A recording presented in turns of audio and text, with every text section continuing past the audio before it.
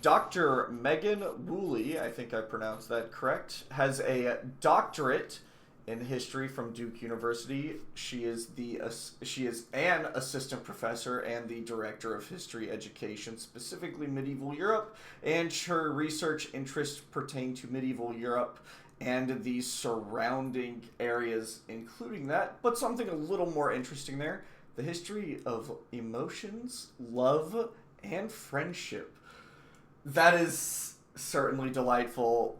Megan, thank you so much for joining me here today. I really appreciate it. And uh, as with all of my guests, you have brought an exceptional topic today. Uh, Women in medieval Europe. Yes, and specifically women in 13th century law, which is an area where, I think there's more stories to be told. Yeah, and so, this is already immediately you say that specific level of a topic, and I'm already interested. Let's start with how did you get interested in it? Yeah, so for me, this starts a few years back. I was doing some research for my doctoral dissertation, and I was at the British National Archives just outside of London looking at these legal records. And they came across these two back-to-back cases where two different women accused the same man of murdering their sons. So let me read just a little brief excerpt from one of these. These are Please. both they're from 1201 in England. So the first one we have, her name is Juliana of Holworth. So Juliana appeals William Peck. And in medieval England, appeal doesn't mean quite the same thing. It means for us, it basically just means making a claim. So Juliana of Holworth appeals William Peck that when William, her son, came into the house of William Peck to demand a debt which he owed him, William Peck commanded his sons that they should kill him, and they killed him with axes and other arms. Now, So when you Juliana say make other yeah. arms, I don't want to interrupt you. When you say other arms, axes, I'm gonna say like maybe a sword, right? Like this. That's the time period we're looking at. Yeah, swords, clubs, knives, I think all that kind of thing could fit under that umbrella. Game of Thronesy. That's what our audience should be looking at. Yeah. I think these are probably sort of like relatively well-to-do peasants or villagers. So take Game of Thrones and I think scale it down just a little bit, and you're probably picturing the right kind of thing. There you go. All right, please continue. So Juliana makes this claim in court. William came, he denied the whole accusation. He has three sons who actually committed the murder. So out of those three, two of them had already fled, and they're declared outlaws. The third one is a cleric. He's a member of the church, so he actually cannot be tried in a secular court. So he kind of gets away with it. And then this is what I found so fascinating. The record says the appeal against the father is null because Juliana has a husband who does not appear. So the father, William, is acquitted. And then the same thing happens with the very next case. Another woman named Edelina makes the same kind of charge against William Peck and his sons that they also killed her son. And she loses her appeal for the same reason. It's dismissed. And this made me so curious, right? Like, what's going on here? Why are these women not supposed to bring these cases, but why are they bringing them anyway? What's happening? Yeah, I think that's the. It's interesting to see the way in which you determine who is and isn't protected by our laws. Because Yes. I think we have such a modern idea of how our laws are supposed to protect us. Like, and maybe this is just like being America pilled, but it is very like justice and liberty for all, right? Like that's a thing we woke up and said for years before school in our elementary classrooms. Um, very very fascinating. What happens next here? So you look at these cases and you start looking at old timey English law. Yeah, so for me, I started pulling those threads about what's the context and also um are there other women like this? So I quickly learned a lot more about the specific English laws and limitations on women's rights. And like I said, this is the start of the 13th century. So this is like the age of Magna Carta. This is just before Magna Carta. And there are limitations on what women are sort of allowed to do within the law. And this period is relatively early in what we call the common law. So this is basically the first national legal system in England. Previously, you had sort of different local variations, and so now we have the king trying to create a systematic, law code and law courts that are kind of available to everyone.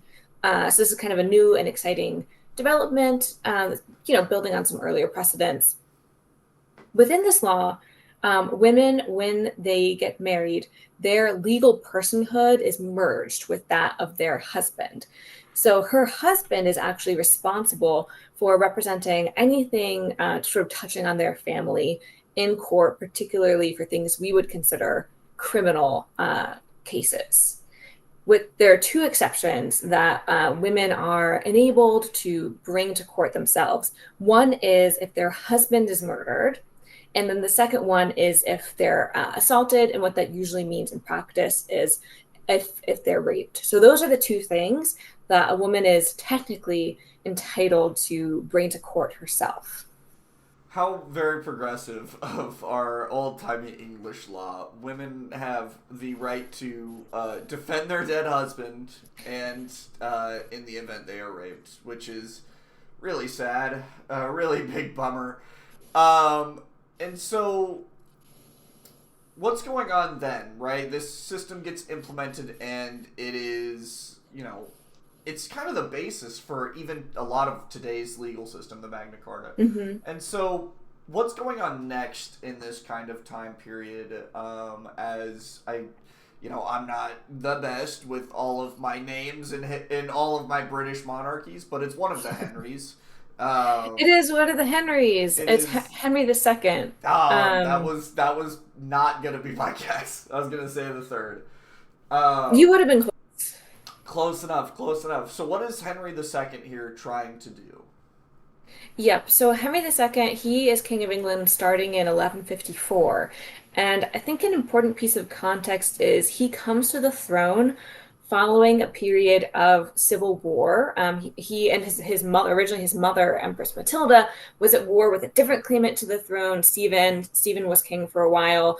And what English nobles love to do is take advantage of any sort of vacuum in power. So because there was this civil war, these nobles were constantly just sort of like stealing from each other, taking as much advantage as possible. So when Henry comes to the throne, he wants to restore everything to order. That's one of his top priorities. And one of the main ways that he does this is by instituting these legal reforms and creating what we now call the common law. One of the big developments that he sort of institutes is it's called the heir system, and this probably built on some earlier precedents but becomes much more regularized. Basically, he appoints royal justices who travel throughout all of England on circuits, originally every 7 years, but then it gets more frequent. Probably by 1215 they're doing it once a year. So these judges go basically everywhere and they hear cases. So what this is supposed to do is make royal justice available to everyone, right? Everyone can have their cases heard. That's actually a really interesting way of making sure your judges remain not like, how do I want to word this?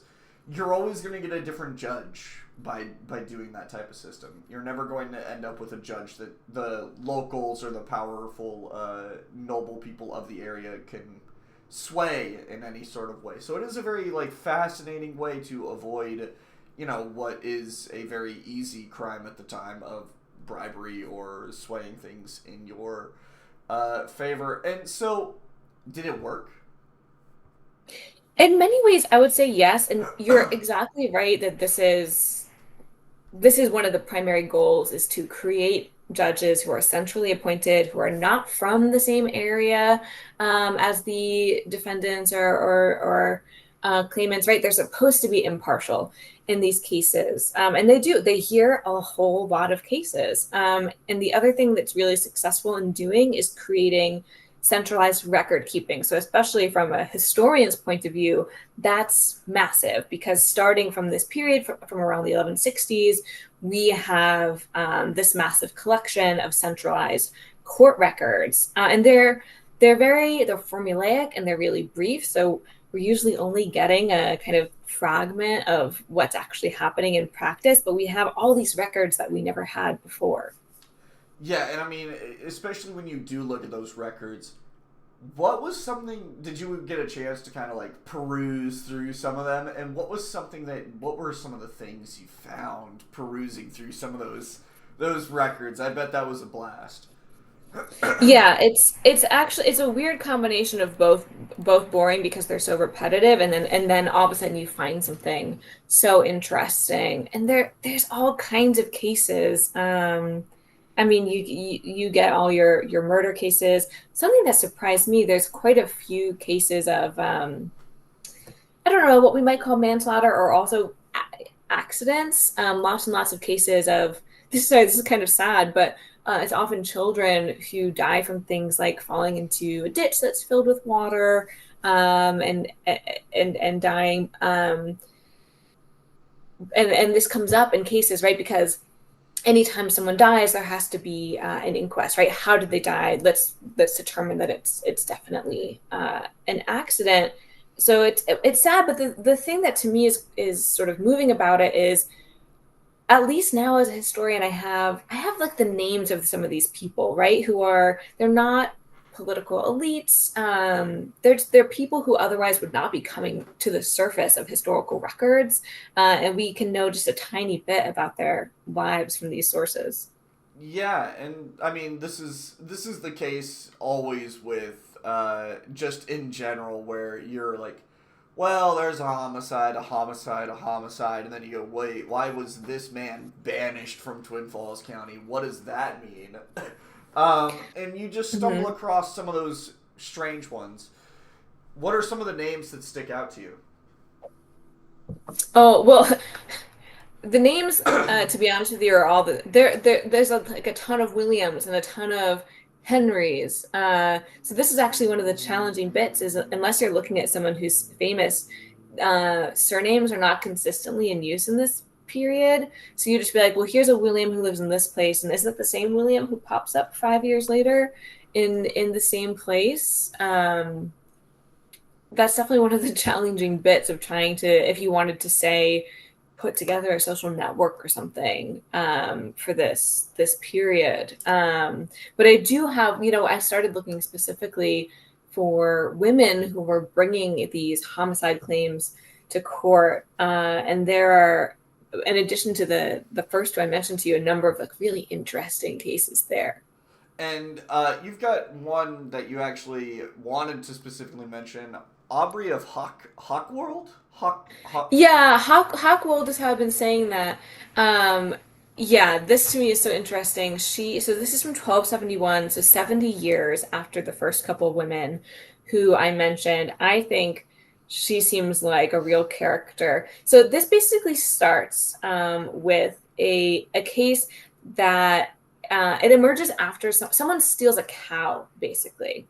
And what it seems like happens is someone steals a cow, and the victim of the cow theft goes to his lord and says, like, someone stole my cow, we have to like figure this out. And his lord gathers a bunch of guys and they go to pursue it, and basically a brawl breaks out, and one man ends up dead, and we know who was sort of like holding the weapon that killed him, but it seems like he's this guy named Walter who has been killed, and Walter is Aubrey of Hawkwald's son. So we have a record. Someone went to a local official, a coroner, to say, like, here's what happened. There was this big brawl, like one guy died. And then we have a different case initiated by Aubrey. And I think that Aubrey is quite a savvy litigator. She's actually related to the coroner. So she has some kind of inside intel, connections to the court system. She tells a fully different version of the story that I think is a little suspect. She basically says that she and her son were just walking along the King's Highway, minding their own business, and this other guy came out of nowhere and attacked her son with an axe. And then 8 other people also came and they held her son down and they hit him with sticks and they killed her son. So she comes to court and paints this picture of someone sort of feloniously attacking the son out of nowhere. And she is trying to get the sort of main murderer convicted, but then also the 8 other guys who were involved. And she basically she succeeds partially, right? The main murderer is outlawed, but then when she tries to pursue the case against all the other guys as well, the case basically it gets moved to a different court, the King's Court, because someone realizes that the coroner might not be impartial, and then we don't know what happens next. Oh no, the record goes cold. Oh, Exactly, and this happens so often. Anytime that the case moves to a different court, and then you can't find the records, and I always wonder, like, it could be out there somewhere. Maybe there's another record for this woman, but if it's out there, I haven't found it. oh man, that you leave it on a great cliffhanger, which is both a blessing and a curse, because you want to know if she did it, but you also don't want to know if she did it. Very fascinating. And so this traveling court system, how was it for women? At the time, women weren't doing so hot in the rights department. Was it better or worse? Was it about the same for women? Oh, maybe compared to like Yeah, the local yeah. system prior. Um, it's hard to say. My guess is that it's probably pretty similar. The thing is, women often don't appear in an official context, right? Maybe their names aren't included. Maybe they are not officially um, the one making the claim, but we know that they're there, right? Women are often, coming to court alongside their husband or their other family members. We think that they're probably more active than the legal records necessarily show. But I mean, it is worth reinforcing the fact that yeah, their legal rights were still really circumscribed, and from a medieval perspective, from the way, for example, that Magna Carta phrases this, they see it as protecting men's rights rather than necessarily limiting women's rights, right? They say, well, a man he shouldn't have to worry about a woman accusing him um, of murder. So that's the framework, but even that default as the perspective, right? It's like we've got to prioritize men's liberties. I think that says a lot. That is actually really fascinating to word it specifically in that way. It's not so much as saying that uh, women couldn't do these things. It's that, well, it would really hurt men if we allowed women, right? Like, it's a legal reinforcement of the patriarchy, which is really fascinating to see in legalese, I think. Yeah. Um, but that also kind of plays into the larger idea that women are kind of these family guardians. Yeah, and so that's something that I find repeated throughout these cases, because we have to wonder, right? We have a small percentage, but a sizable percentage of these cases where women are making claims in court beyond what they're technically entitled to. So to me, the question is, well, why are the courts allowing this? And I think one reason comes from the important role of women as guardians of their families, that this is something that is likely to be socially recognized. And something I think might be happening is some of these women might have been married multiple times. So they could have these adult or teenage children, and those children's father has died, and they've remarried. So now they're married. Technically, their husband should be representing the entire family, but the husband isn't the father of the children. So he is not taking on that guardianship role. He's not a blood relative to them. So that kind of social responsibility is falling to her instead. And that might be something that, even though it's not technically allowed, her community recognizes it as important. That's really interesting. I think in the modern day we call those kinds of husbands and dads deadbeats, right? I think that's what we call them, right? I think that's what we say. Yeah, I That's think that would be fair. that's really really fascinating, and so it goes to show you this kind of intrinsic underlying through line that and this is another thing you kind of see repeated throughout history is that your community will recognize the efforts of women in their lives. Absolutely, absolutely. And I think in legal history, but in particular, but all kinds of history, we always have to ask what are the gaps between theory and practice. And to me, I think that those gaps might be particularly large in this period because this is still a kind of new legal system and people are maybe still learning some of the rules. There could be some extra room for discretion, but I also think we find this all throughout history. People will find a way to take a system and bend it so that it aligns better uh, with their values. And actually, you find this all the time in medieval homicide cases. Is a a challenge with medieval English law is that the for criminal law is that the punishments are so severe, right? For something like a homicide charge, you're not going to be imprisoned for life, right? You're either going to be found innocent or you're going to be hanged. And we know that juries are often reluctant to hang someone, so they find ways to actually acquit people um, more often. So I think that's another example of the same kind of thing. People consider right their sort of community values, their sort of personal social networks to be really important, and they will sort of bend the rules to fit that. Yeah, I don't know if I'd want to be on trial with the jury that's exceptionally excited to hang someone. I think that'd be I'd be extremely nervous about how my case was going to go. Um, Yeah. Women are kind of interesting in this case because and I mean, just in general in history, the discrepancies in which we've treated women, um, they are very, because they're not allowed a lot of freedoms, they are allowed to kind of try to bend those rules a little bit more freely. But I do think it's really interesting. You got here in the notes that most cases initiated by women beyond what they were technically allowed to do were in the case of children and sometimes brothers. So elaborate on what you mean by that a little bit. Yeah, so excuse me. Like I said, women technically were only supposed to bring murder charges if it's their husband who has been killed. So anytime it's anyone besides a husband, they're sort of going beyond the letter of the law. So when I sort of looked at, okay, what are these cases that women aren't supposed to be bringing, but they are, the majority of them are cases for their children, but sometimes it's someone else.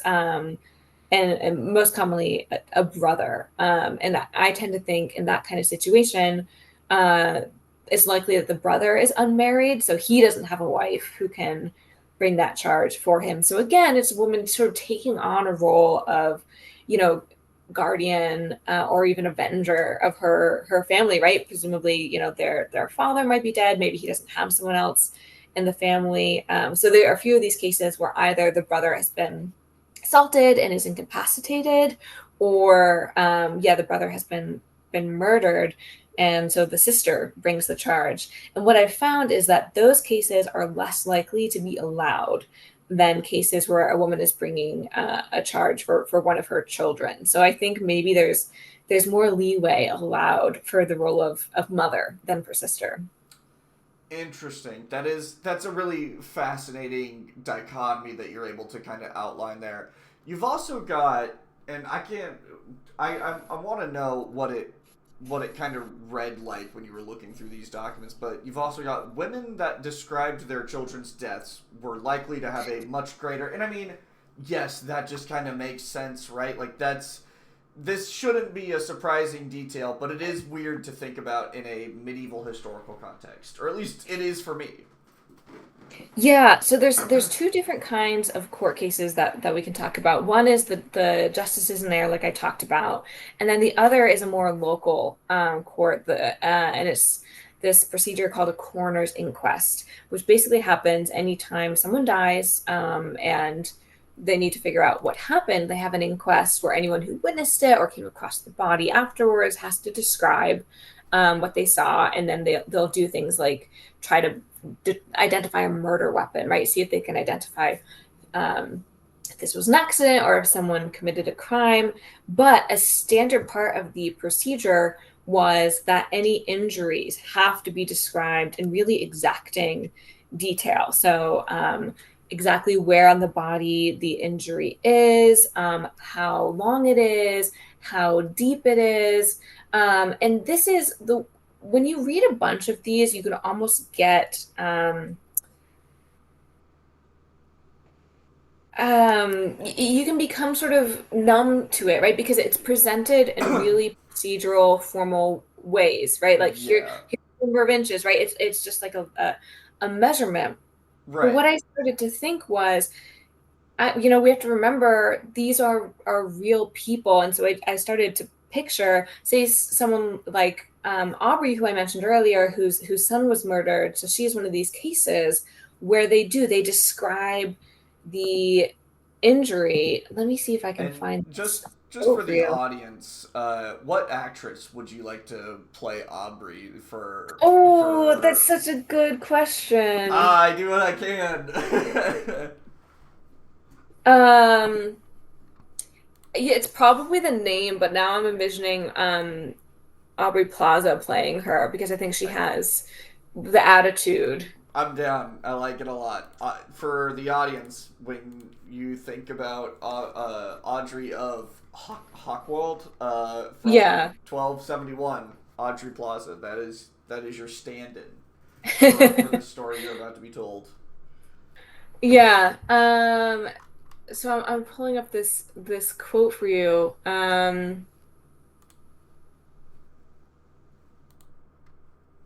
If I can find it here. Sorry. You're doing great, and I think that this is really like the fascinating thing for me is that the more things change, the more they stay the same, because these are issues that we see kind of repeatedly show up throughout our history. It happens, here. It happens around any major turning point event. You can see women gain significant amount of rights just through sheer, almost unladylike brute force.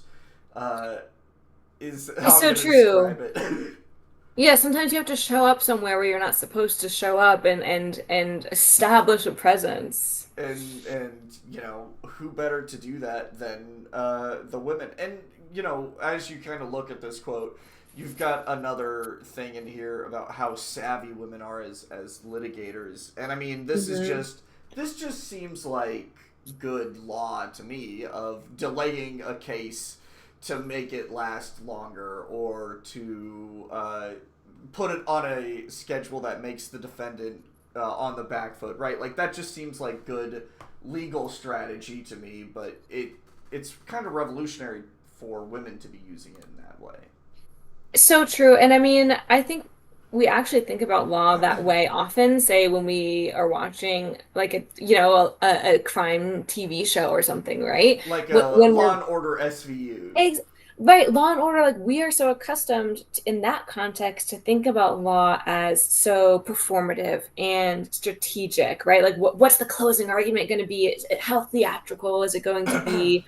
Even stuff like, well, okay, what outfit is the defendant going to wear to Yeah. court, right? Like all these little choices can make such a difference. And then I think the same thing is true for the Middle Ages, but we don't have access to those details in the sources. They don't tell us about it, but I think that we can hypothesize that those same kind of choices about strategy and performance and tone would also have been really important in practice. Yeah, and while the jury may not be, completely of your peers or whatever, I mean they were from your town, like Hmm. if you're able to really able to play up that community value, like that's a good argument. Like, I mean, really all you're doing is arguing for the person you want to die to die. So, when you get down to brass tacks, you just have to make a really good argument. Yeah, and we know that reputation and things like, did you have friends who came with you to court that day? Those things were so important to the way that medieval cases proceeded.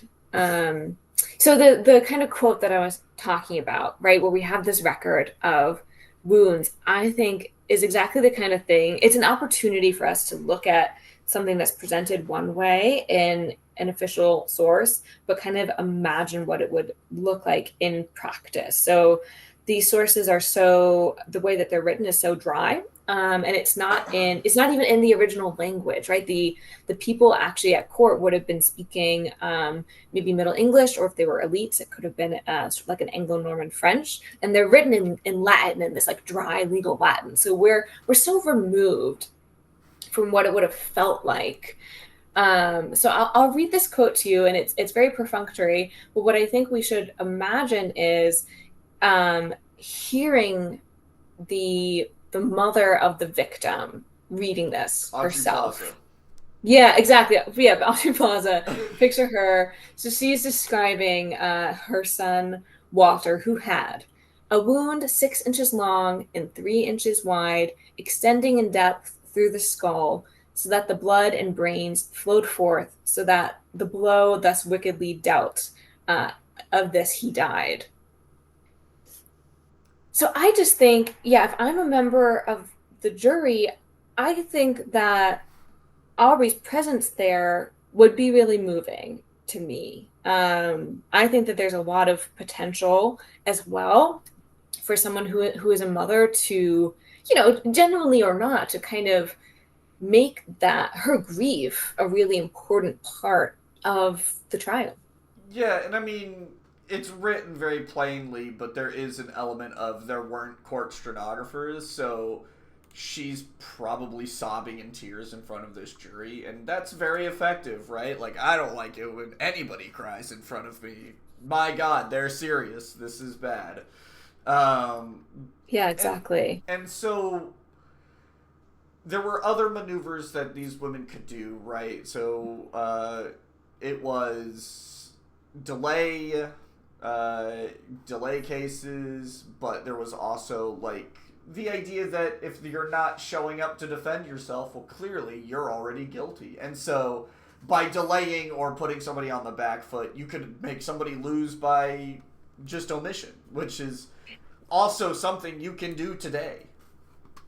Yeah, exactly. And that's actually the way that a lot of these cases end. And actually, the way that a lot of homicide cases in medieval end is through the declaration of outlawry. So, say that you are caught in the act of murdering someone, or you think that sort of like the town's suspicion is against you, but you haven't been immediately seized, you can just flee town.